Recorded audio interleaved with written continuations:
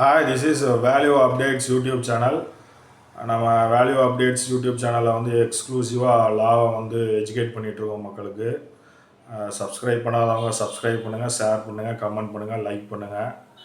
Moreover subscribe பண்ணியிருந்தீங்க அப்படின்னா social மீடியாவில் ஷேர் பண்ணுங்கள். அதன் மூலமாக வந்து மக்கள் வந்து சட்டத்தை வந்து அறிந்து கொள்ளட்டும். இன்றைக்கி நம்ம பார்க்க போகிறது வந்து சைபர் லா. சைபர் லாவில் வந்து 2 வகையான சைபர் லா இருக்குது. இந்தியாவில் வந்து என்ன அந்த சைபர் லா அப்படின்னு பார்த்தீங்க அப்படின்னா 2 முக்கிய சட்டங்கள் உள்ளன சைபர் லாவில். அதாவது தகவல் தொழில்நுட்ப சட்டம் 2002, அதாவது இன்ஃபர்மேஷன் டெக்னாலஜி ஆக்ட் அப்படின்னு சொல்லுவாங்க. 2002 வந்து எனாக்ட் பண்ணி வந்தது. அதுக்கப்புறம் வந்து டிஜிட்டல் தனிநபர் தரவு பாதுகாப்பு சட்டம், அதாவது டிபிடிபிஏ 2023 வந்து லேட்டஸ்ட்டாக வந்த சட்டம். இந்த 2 சட்டமும் வந்து சைபர் லாவை வந்து வந்து கட்டுப்படுத்துது. அதாவது சைபரில் தப்பு செய்கிறத வந்து சரி பண்ணுவதற்காக இந்த சட்டம் வந்து கொண்டு வந்திருக்காங்க. அதாவது டிஜிட்டல் தனிநபர் தரவு பாதுகாப்பு சட்டம் 2023 டிபிடிபிஏ ஆக்ட். அதாவது அந்த டிபிடிபிஏ தரவு சேகரிப்பு, செயலாக்கம், சேமிப்பு மற்றும் பயன்பாட்டை ஒழுங்குபடுத்துவதின் கவனம் செலுத்துகிறது. அதே நேரத்தில் பாதுகாவலரின் அனுமதியுடன் சீரார் ஒப்புதலை பெறுவதில் முக்கியத்துவம் அளித்து தனியுரிமையை பாதுகாப்புகளை வலுப்படுத்துகிறது.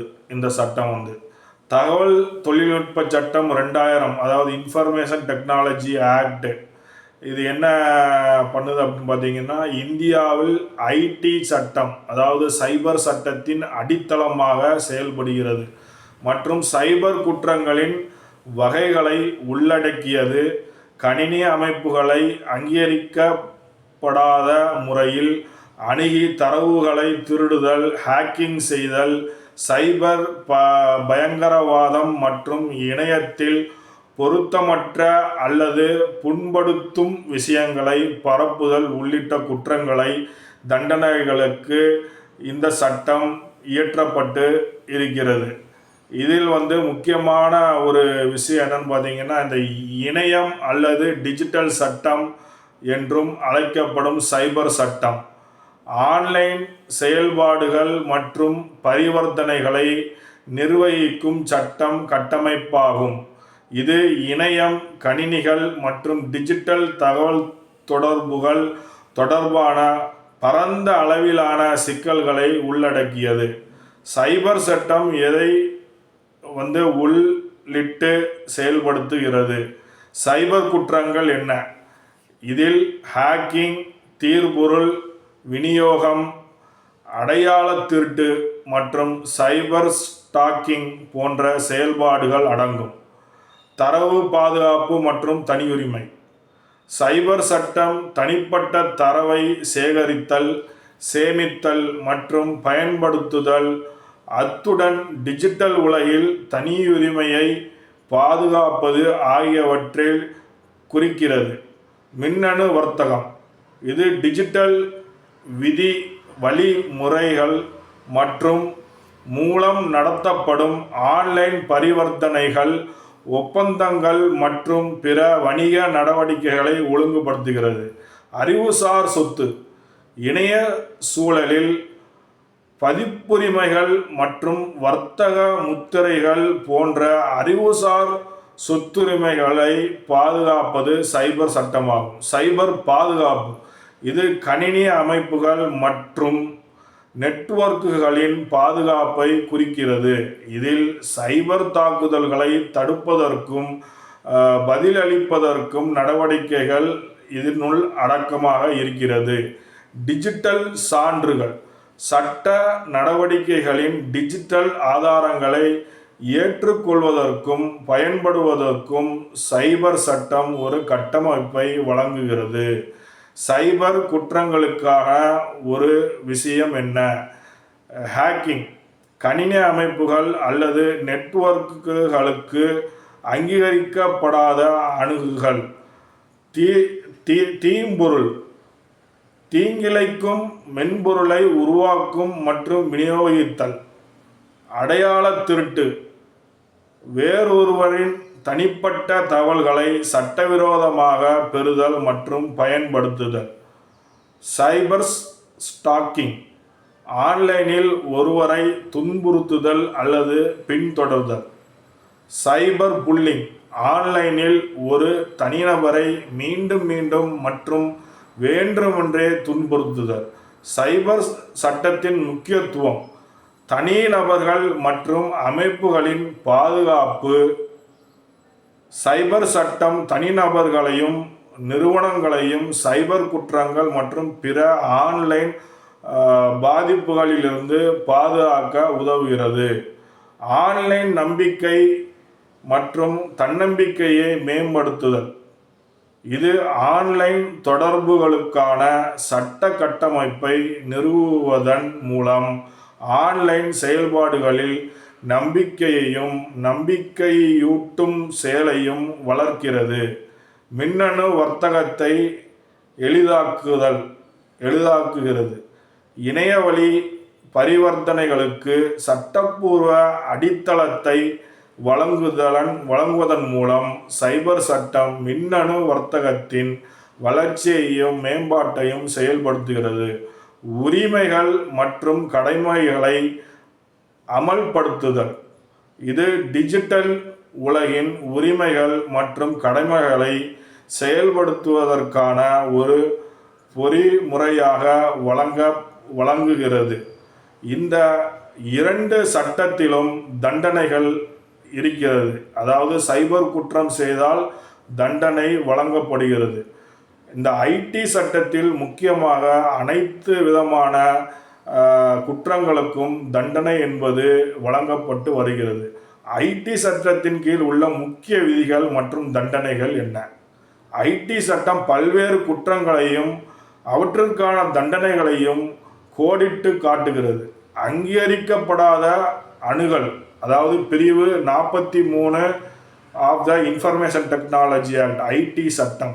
குற்றம், ஒரு கணினி அமைப்பு அல்லது நெட்வொர்க்கிங் அங்கீகரிக்கப்படாத அணுகல். தண்டனை, பாதிக்கப்பட்ட தரப்பினருக்கு இழப்பீடு, இது 1 கோடி வரை உயரலாம். ஹேக்கிங், பிரிவு 66 ஆஃப் த ஐடி ஆக்ட். குற்றம், நேர்மையற்ற முறையில் அல்லது மோசடியாக ஒரு கணினி வளத்தை அணுகுதல். தண்டனை 3 ஆண்டுகள் வரை சிறை தண்டனை மற்றும் அல்லது 5 லட்சம் வரை அபராதம். அடையாள திருட்டு, பிரிவு 66C of the information technology act. குற்றம், அங்கீகாரம் இல்லாமல் வேறொருவரின் கடவுச்சொல் அல்லது டிஜிட்டல் கையொப்பத்தை பயன்படுத்துதல். தண்டனை 3 ஆண்டுகள் வரை சிறை தண்டனை மற்றும் அல்லது 1 லட்சம் வரை அபராதம். 4. கணினி வளத்தை பயன்படுத்தி ஆள்மாறாட்டம் மூலம் ஏமாற்றுதல். பிரிவு 66D of the information technology act. குற்றம், கணினி வளத்தை பயன்படுத்தி வேறு ஒருவர் போல் நடித்து ஏமாற்றுதல். இதற்கு தண்டனை 3 ஆண்டுகள் வரை சிறை தண்டனை மற்றும் அல்லது 1 லட்சம் வரை அபராதம் விதிக்கப்படுகிறது. 5. சைபர் பயங்கரவாதம், பிரிவு 66F. குற்றம், சைபர் வழிகளை பயன்படுத்தி இந்தியாவின் ஒருமைப்பாடு, இறையாண்மை அல்லது பாதுகாப்பை அச்சுறுத்தும் செயல்கள். தண்டனை, வாழ்நாள் முழுவதும் சிறை தண்டனை வழங்கப்படுகிறது. 6. ஆபாசமான விஷயங்களை வெளியிடுதல். பிரிவு 67. குற்றம், மின்னணு வடிவத்தில் ஆபாசமான விஷயங்களை வெளியிடுதல் அல்லது பரப்புதல். தண்டனை, முதல் முறை குற்றங்களுக்கு 3 ஆண்டுகள் வரை சிறை தண்டனை மற்றும் 5 லட்சம் வரை அபராதம் விதிக்கப்படும். அடுத்தடுத்து குற்றம் செயல்களில் ஈடுபடுபவர்களுக்கு 5 ஆண்டுகள் வரை சிறை தண்டனை மற்றும் 10 லட்சம் வரை அபராதம் விதிக்கப்படும். 7. குழந்தைகள் ஆபாசம், பிரிவு 67B. குற்றம், குழந்தை ஆபாச படங்களை மின்னணு வடிவத்தில் வெளியிடுதல் அல்லது பரப்புதல். தண்டனை: முதல் முறை குற்றவாளிகளுக்கு 5 ஆண்டுகள் வரை சிறை தண்டனை மற்றும் 10 லட்சம் வரை அபராதம் விதிக்கப்படும். அடுத்தடுத்த குற்றங்கள் நிரூபிக்கப்பட்டால் 7 ஆண்டுகள் வரை சிறை தண்டனை மற்றும் 10 லட்சம் வரை அபராதம் விதிக்கப்படும். 8. இரகசியத்தன்மை மற்றும் தனியுரிமை மீறல். பிரிவு 72. குற்றம்: ஒப்புதல் இல்லாமல் அங்கீகரிக்கப்படாத தகவலை வெளியிடுதல். தண்டனை: 2 ஆண்டுகள் வரை சிறை தண்டனை மற்றும் அல்லது 1 லட்சம் வரை அபராதம் விதிக்கப்படுகிறது. இது மிகவும் முக்கியமான ஒரு விஷயம் என்பதால் நாம் இந்த சைபர் சட்டத்தை இதில் பதிவிடுகிறோம். அதன் சைபர் சட்டத்தில் உள்ள என்னென்ன விஷயங்கள், எதற்காக சைபர் லா உருவாக்கப்பட்டது, சைபர் லாவில் என்ன சட்டங்கள் இருக்கிறது மற்றும் அதனுடைய தண்டனைகள் என்ன என்பதை பதிவிட்டிருக்கிறோம். இது அனைத்தோருக்கும் பயனுள்ளதாக இருக்கும் என்று நம்புகிறோம். விழிப்புணர்வை ஏற்படுத்துவதற்காக இந்த சைபர் சட்டத்தை நாம் பதிவிட்டு இதில் விளக்கி இருக்கிறோம். மற்றும் நம்முடைய வேல்யூ அப்டேட்ஸ் சப்ஸ்கிரைப் பண்ணாதவங்க சப்ஸ்கிரைப் பண்ணிக்கோங்க, ஷேர் பண்ணுங்கள், கமெண்ட் பண்ணுங்கள், லைக் பண்ணுங்கள். மோரோவர் சப்ஸ்கிரைப் பண்ணியிருந்தீங்கன்னா சோசியல் மீடியாவில் ஷேர் பண்ணுங்கள். மக்களுக்கு மிகவும் பயனுள்ளதாக இருக்கும். சட்டம் அறிந்து கொள்ளட்டும். மிக்க நன்றி. வணக்கம்.